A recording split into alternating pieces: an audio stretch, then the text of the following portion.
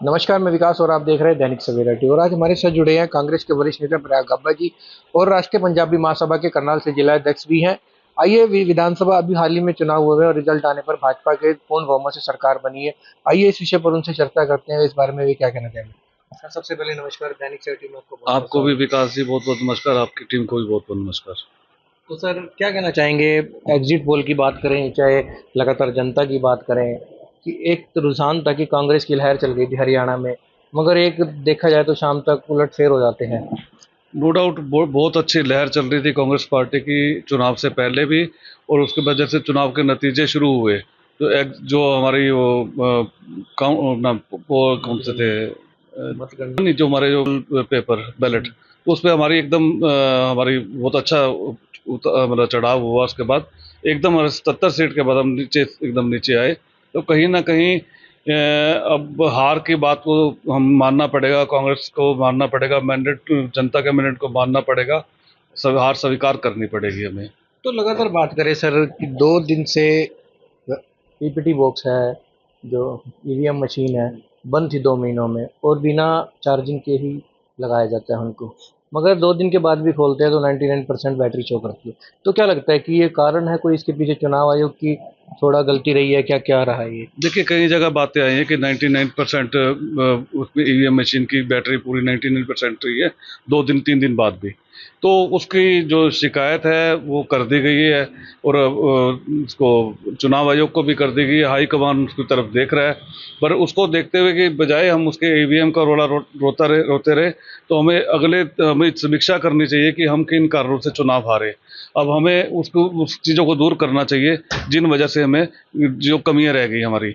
तो आने वाले चुनाव में मेयर के चुनाव है, आगे आगे पार्षद के चुनाव है, तो उनमें भी देखते हुए इन चीज़ों को करते हुए तो उनमें सुधार करना चाहिए। सर, लगातार बात करें आप, पंजाबी राष्ट्रीय पंजाबी महासभा के करनाल से जिला अध्यक्ष भी है और करनाल में सबसे ज़्यादा पंजाबी वोट बैंक भी है, और भाजपा ने भी पंजाबी चेहरा उतारा और कांग्रेस ने भी पंजाबी चेहरा उतारा, फिर भी क्या रहा सर। देखिए लोगों ने जगमोहन जी को पसंद किया है, नो डाउट जगमोहन जी की पसंद बने, और अच्छा है, मैं उनको बधाई भी देता हूँ। पंजाबी समाज की तरफ से भी, अपने राष्ट्रीय पंजाबी महासभा की तरफ से भी उनको बहुत बहुत बधाई। मैं उनसे एक मतलब आशा भी करता हूँ कि जो जिस उम्मीद से करनाल की जनता ने उनको चुना है, तो वो पर खरे उतरें। और जो करनाल के जो भी जैसे जैसे मैं बात करता था कि चारों तरफ गेट की एक सीएम सिटी लगा के या स्मार्ट सिटी बन के कि 4 गेट लगा दिए तो स्मार्ट सिटी होगी, और सीएम सिटी में जो काम नहीं हुए जो, तो आप बहुत आशाएं जुड़ी उनके साथ। कोई ऐसे उनके पास सेंटर में भी सरकार है, डबल इंजन की सरकार है, और मेजोरिटी में है, और उनको कोई ना कोई यहाँ पे उद्योग, कोई ऐसी कोई इंडस्ट्री लानी होगी जिससे युवाओं को रोजगार मिले, जो आवाज़ उन्होंने भी उठाई, जो आवाज़ हम भी उठा रहे थे। तो सर, लगातार बात करें बीजेपी की नीतियों को देखते हुए पूरी जनता एक तरफ थी, कांग्रेस के माहौल को देख रही थी कि कांग्रेस आएगी तो कुछ करेगी। तो क्या लगता है फिर दोबारा बीजेपी को झेलना पड़ेगा 5 साल। बेरोजगारी की बात करें, फैमिली आईडी की बात करें, प्रॉपर्टी आईडी की बात करें, लगातार युवा बाहर की तरफ पलायन कर रहा है, बड़े बड़े दावे करे थे, विफल होते नजर आए, फिर भी तीसरी बार भाजपा की सरकार पूर्ण बहुमत से बनी है। देखिए जनता ने चुना है तो इस बात को जनता ही भली भांति जाने। और प्रॉपर्टी आईडी की बात लोग तंग थे, ये भी कहते थे कि हमारा प्रॉपर्टी आईडी का गलत हमारा वो था कि हम इसको पहले झटके में बंद करेंगे, खत्म करेंगे प्रॉपर्टी आईडी को। ये सब उनको करना पड़ेगा, नहीं तो जनता ने अगर इन बातों को देखा, इनको मतलब पहले भी लोग परेशान थे इन चीज़ों से। चाहे वो तहसीलदार की बात, मतलब रजिस्ट्रियों की बात ले लो, चाहे प्रॉपर्टी आईडी की, चाहे कितने ही मतलब ऐसे थे, तो उनको इस चीज़ के जनता को देखना पड़ेगा। तो सर, लगातार बात करें 2014 से बात करें, मनोहर लाल खट्टर विधायक बने, फिर 19 में दोबारा बने, अब जगमोहन आनंद पहले, फिर दोबारा नैब सिंह सैनी जी भी करनाल से। मगर करनाल की जनता से हर बार धोखा कर दिया जाता है कि नए नए उद्योग लगाएंगे, नए नए रोजगार के साधन लाएंगे। हर बार मुख्यमंत्री की बात करें, मनोहर लाल खट्टर जी भाग गए, नैब सैनी जी भाग गए, अब यहाँ से एक लोकल आदमी जीता है। क्या लगता है कि ये 5 साल जो अब ये इनको मिले हैं, ये करनाल का उद्धार होगा। हाँ बिल्कुल, ये इनको सोचना पड़ेगा कि लोगों में एक आवाज़ थी कि मनोहर लाल खट्टर जी आए हैं, 10 साल उन्होंने राज किया, वो सीएम रहे, नायब सैनी जी 6 महीने के लिए उनको भी विधायक बनाया करनाल की जनता ने। तो करनाल के लोगों की कहीं ना कहीं एक बात तो थी कि लोकल उनको लीडर चाहिए। लोकल लीडर मीन्स कांग्रेस का भी लोकल लीडर थे और बीजेपी के भी, तो उन लोगों ने उनको चुना। और आज वही बता रहा हूँ कि उन लोगों को बहुत आशाएं हैं और ये दोबारा ऐसी उनको मतलब नज़रअंदाज नहीं करना पड़ेगा लोगों के साथ। अब बहुत इन लोगों की आशाएं जुड़ चुकी है इनके साथ। तो सर करनाल लोकसभा की बात करें, 9 की 9 सीटें भाजपा के पक्ष में गई है और लगातार बात कर रहे हैं कि चुनाव आयोग को शिकायतें लिखी जा रही कि 20 सीटों पर दोबारा मतगणना हो, कि ऐसा अंदेशा है। क्योंकि देखा जाए तो चुनाव आयोग भी देर से रिजल्ट अनाउंस कर रहा था। बात करें रोहतक विधानसभा की, बात करें बीबी बत्रा की, बात करें 10:30 बजे उनको जीत दर्ज की गई है। हाँ, ऐसा एक देखने का यहाँ पे हमारे घरोंडा में वीरेंद्र राठौर जी का भी आया कि 2 राउंड पहले 600 समथिंग वोटों पे वो आगे थे, फिर 2 राउंड बाद पीछे दिखा दिया गया। तो ऐसी कई हमारी 16 ऐसी सीटें हैं जिसमें बहुत कम मार्जिन से हम आगे पीछे हारे। जैसे उचाना की सीट में 32 वोटों से हमारे, 610 वोटों से हम डबवाली से हारे हैं। तो कुछ ऐसी सीटें भी थी कि जिनके कम मार्जिन से हमें हार का सामना करना पड़ा।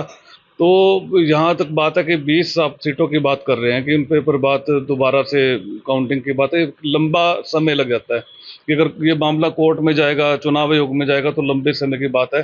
तो बात आगे क्या कार्रवाई होगी क्या नहीं होगी तो वही जाने। तो क्या लगता है दोबारा कांग्रेस इस बार फिर दोबारा मैदान में आएगी? पार्षद के चुनाव की बात करें तो लगा अब जल्दी ही पार्षद के चुनाव होने हैं, मगर होने चाहिए थे 1 साल पहले। लगातार बीजेपी की सरकार है केंद्र में भी और हरियाणा में भी, चुनाव आने की आशंका नहीं थी। क्या लगता है इस बार जल्दी कराएगी चुनाव? हाँ, देखिए अब इनके पास मेजोरिटी है और ये भी चाहेंगे कि हमारे पास भी हम भी चुनाव जल्दी कराएं इनको, पार्षद के चुनाव और मेयर का चुनाव। अच्छी बात है, कराना चाहिए और हमें भी मजबूती से इनका चुनाव का सामना करना चाहिए, चुनाव के अंदर कूदना चाहिए और चुनाव की तैयारी कर देनी चाहिए। चुनाव को मतलब जो हमारे जो मतलब जितने भी कार्यकर्ता रहे हैं, जितने भी हमारे कर्मठ कार्यकर्ता जो चुनाव को पार्षद का चुनाव लड़ना चाहते हैं, तो उनको अभी से तैयारी, उनकी एक समीक्षा करके भी हम चुनाव के जो हमारी कमी रही जिस वजह से हमारे, उनको दूर करके बैठक करके उनके ऊपर एक उनका समर्थन भी करना चाहिए। जैसे लगातार बात करें, सरदार त्रिलोचन जी बाई इलेक्शन में प्रत्याशी रहे हैं करनाल विधानसभा से। अब सुमित्रा सिंह पे टिप्पणी करते हुए नजर आ रहे हैं कि घमंड में चूर हो गई थी तो इसलिए वो हार गई है। देखिए, सरदार त्रिलोचन सिंह जी भी आदरणीय है मेरे, मैडम सुमित्रा सिंह जी भी आदरणीय है। तो उनके कोई निजी बयान, निजी आपस की उनकी कोई मतलब बातचीत हो सकती है, तो मैं उस पर टिप्पणी ना ही करूं तो अच्छा है। क्योंकि पार्टी की बात रही, अगर चुनाव की बात है, चुनाव में हमने सरदार त्रिलोचन सिंह को भी देखा, पूरी तरह उनकी टीम को भी देखा। इस चुनाव के अंदर पूरा उन्होंने जोर शोर से काम किया। और जब सरदार त्रिलोचन सिंह जी का चुनाव था तो उसमें सभी कार्यकर्ताओं ने, कर्मठ कार्यकर्ता सब ने भाग लिया। ऐसे इसी सुमित्रा सिंह जी के चुनाव में मैंने तो कहीं उनको नज़रअंदाज, मतलब ऐसा नहीं देखा कि कहीं नज़र नहीं आए।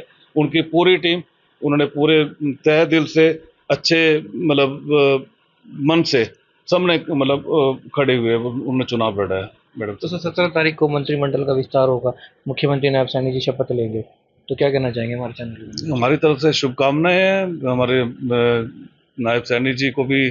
और मैं नायब सैनी जी जो हमारे उन्होंने बोला था कि सीएम खट्टर साहब ने बोला था, शायद नायब सैनी जी ने बोला था कि सीएम सिटी को, करनाल को सीएम सिटी का दर्जा मिलेगा। तो चलो, सीएम नहीं तो डिप्टी सीएम, नहीं तो कैबिनेट मिनिस्ट्री, कोई ऐसी जगमोहन आनंद जी को दी जाए।